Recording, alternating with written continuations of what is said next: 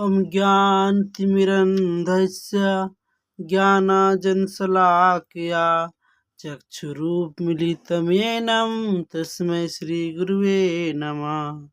श्रीचैतन्यमनोभीष्टं स्थापितेन भूतले स्वयं रूपकदा ददाति स्वपदादिकं वन्देऽहं श्रीगुरु श्रीयुतपदकमलं श्रीगुरून् वैष्णवांश्च श्रीरूपं सागरजातं सहगण रघुनाथं तं सजीवम् साद्वैतं सावधूतं परिजनसहितं कृष्णचैतन्यदेवं श्रीराधाकृष्णपादान् सहगण ललिता श्रीविशाखाविन्ध्याचलं। हे कृष्णा करुणा सिंधु दीनबंधु जगतपते गोपेश गोपिका कांत राधा कांत नमस्तुते। तप्त कांचन गौरांगे राधे वृंदावनेश्वरी विश्वभानुसुते देवी प्रणमामि हरिप्रिये। वाञ्छाकल्पतरुभ्यश्च कृपा सिन्धुभ्येव च पतितानां पावनेभ्यो वैष्णवेभ्यो नमो नमः। श्रीकृष्ण चैतन्य प्रभु नित्यानंद श्री अद्वैत गदाधर शिवासादि गौर भक्तवृंदे। हरे कृष्ण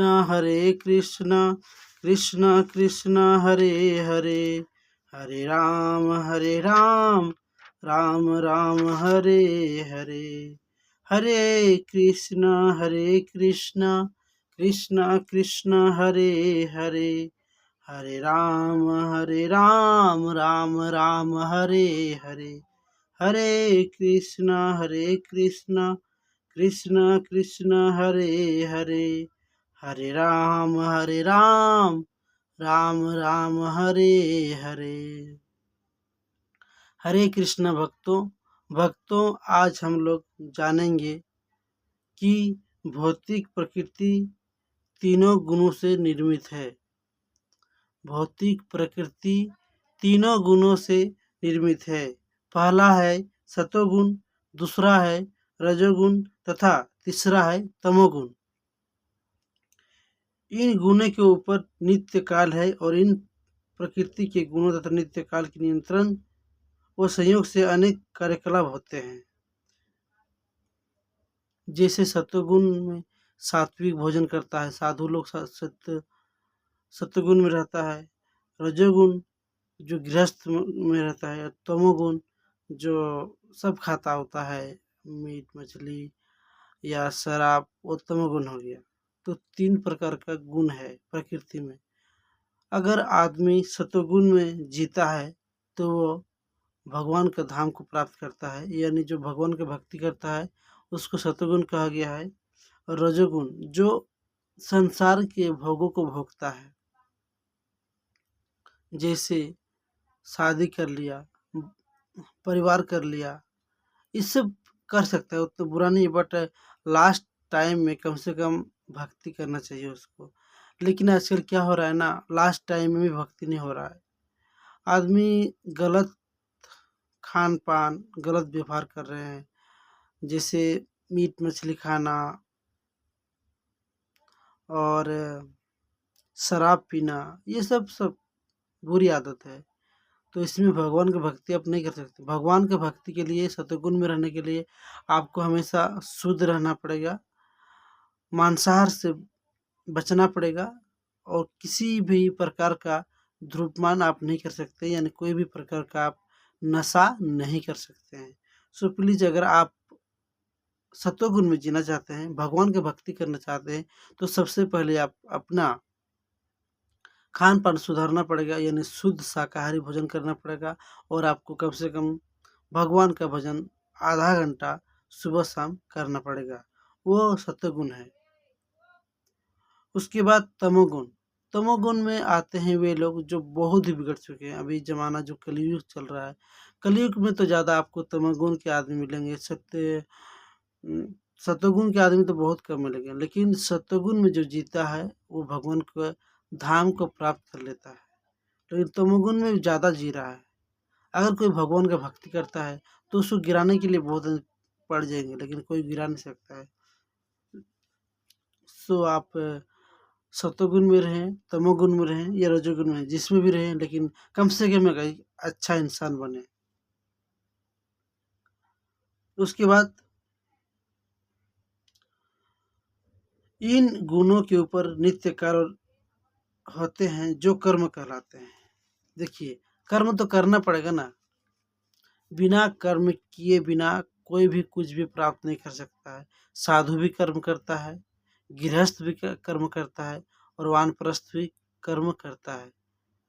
कर्म के बिना कुछ भी संभव नहीं है। एवरीथिंग इज इम्पॉसिबल कर्म के बिना, और एवरीथिंग इज पॉसिबल कर्म करेंगे तो। क्योंकि रामायण में एक पाठ है, सकल पदार्थ सब जग माही कर्म हिन्नर पावत नहीं। सकल पदार्थ सब जग माही कर्म हिन्नर पावत नहीं। और गीता में भी लिखा है कि कर्म करो फल की चिंता ना करो। तो आप कर्म करें, फल की चिंता ना करें, हमेशा मेहनत करते रहें। और आदमी जो कर्म करता है उसका फल उसको भोगना ही पड़ता है। कोई भी हो, हम हो या तो कोई आम इंसान हो, भक्त हो। मान लीजिए एक भक्त बहुत पाप कर चुका है, उसके बाद वो भक्ति में आया, भगवान का शरण में आया, भगवान माफ करेगा, वो तो सत्य है। लेकिन पाप का सजा भी मिलेगा और पुण्य का फल भी मिलेगा। मान लीजिए आपको जो पाप किए हैं उसके हिसाब से आपको कुत्ता जन्म दिया, ठीक है। जो आप पाप किए हैं उसके हिसाब से आपको कुत्ता का जन्म दिया, लेकिन लेकिन आपको अच्छा घर में जन्म देगा। आपको पुण्य भी है, भगवान का भक्ति भी किए हैं, तो आपको ऐसा घर में जन्म देगा जहाँ कुत्ता को इंसान से भी ज़्यादा माना जाता है, उसको नहलाया जाता है, इंसान से भी ज़्यादा उसका खातिरदारी यानी उसका रख रखाव किया जाता है। उससे घर में आपको कुत्ता जन्म मिलेगा। अगर आपके कर्म अच्छे हैं तो, जैसे ज़्यादा पाप कर लिया आदमी, लास्ट लास्ट में भक्ति में अगर आ जाएगा, भले उसको वैकुंठ धाम ना मिले, लेकिन फिर दोबारा अगर संसार में आएगा तो उसको अच्छा घर मिल जाएगा। भले पाप किया है उसके बदले उसको कुत्ता जन्म मिल सकता है, लेकिन पुण्य किया उसके बदले वो अच्छा घर में जाएगा और उसका लालन पालन दवाई जैसे इंसान करता है वैसे ही होगा। तो अगर आप पाप कर चुके हैं तो अभी भी समय है, छोड़ दीजिए और भगवान श्री कृष्ण का शरण लीजिए और भक्ति कीजिए और लाइफ में आगे बढ़िए, ताकि आपको बहुत लाभ मिलेगा। कोई भी आदमी बिना कार्य बिना नहीं रह सकता है। ईश्वर, जीव, प्रकृति, काल तथा कर्म, इन सब की व्याख्या भगवत गीता में किया गया है। क्योंकि भगवत गीता एक ऐसा ग्रंथ है जिसमें आपको सब तरह का ज्ञान मिलता है। मान लीजिए कोई व्यापारी है तो व्यापारी कैसे करना चाहिए, मान लीजिए कोई दुकानदार है तो दुकानदार कैसे, सबके लिए आपको इसमें सॉल्व मिलेगा ही मिलेगा। लेकिन आदमी पढ़ के उस ज्ञान को लेना नहीं चाहता है। जैसे भगवान कहते हैं कर्म करो और फल की इच्छा मत करो।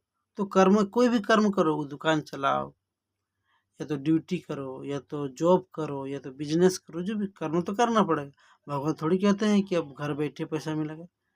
बिना कर्म के बिना कुछ भी नहीं मिलता है, कुछ भी नहीं। इसीलिए लाइफ में हमेशा अच्छा कर्म करें और लाइफ में आगे बढ़ें।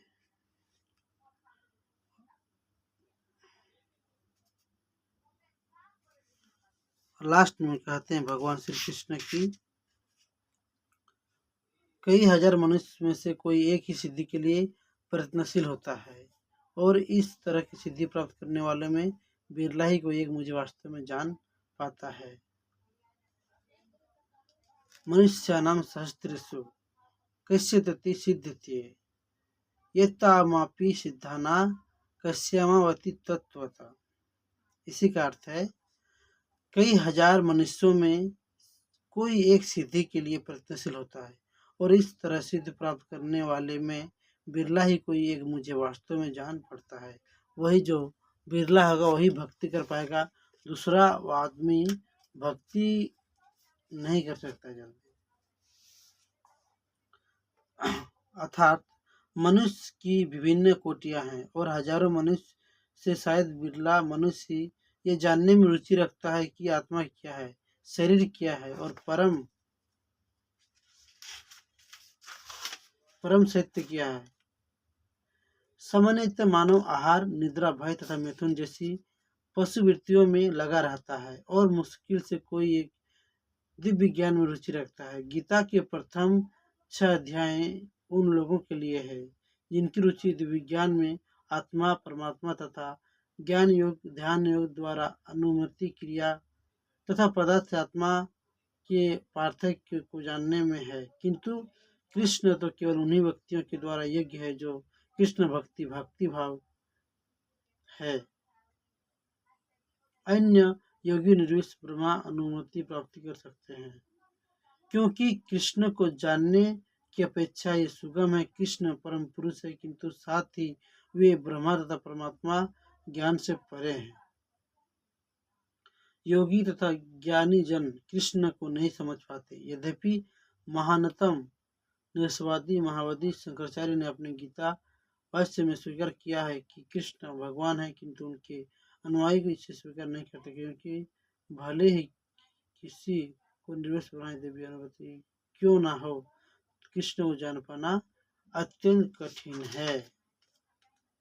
कृष्ण को जान पाना बहुत कठिन है, बहुत कठिन। कोई जान पाएगा जो बिरला, हजारों में करोड़ों में कोई होगा वही भक्ति कर पाएगा, बाकी दूसरा आदमी मुश्किल है, बहुत मुश्किल है।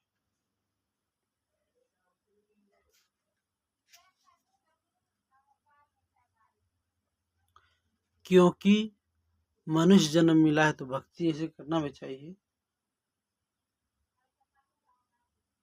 और भगवान कहते हैं क्या, या निशा सर्वभूताना तस्य जागृति संयमी यस्य जागृति भूतानि सा निशा पश्यते पुणे पुणे। जो सब जीवों के लिए रात्रि है वह अत्यंत संयमी जागने का समय है, और जो समस्त जीवों का जागने का समय वह आत्मनिर्भर मुनि के लिए रात्रि है।